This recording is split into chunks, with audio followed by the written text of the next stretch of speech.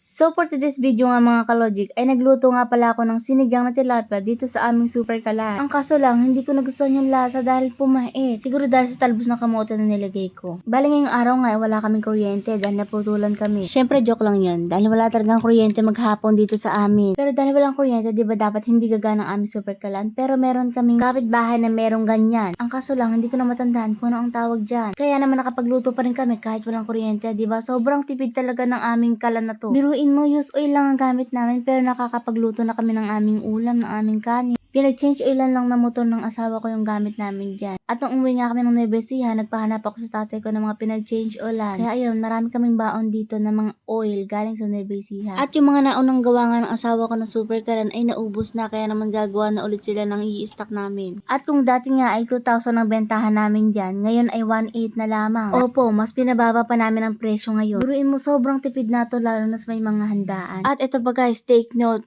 hindi din siya nakakaitim ng kaldero. Tignan nyo na may kaldero namin umitim pa, di ba? Hindi naman. Kaya kung gusto makatipid, lalo na sa panahon ngayon na sobrang mahal ang mga bilihin, ay umorder ka na sa akin na tong super kalan. So yun lang, salamat sa panonood. Babush!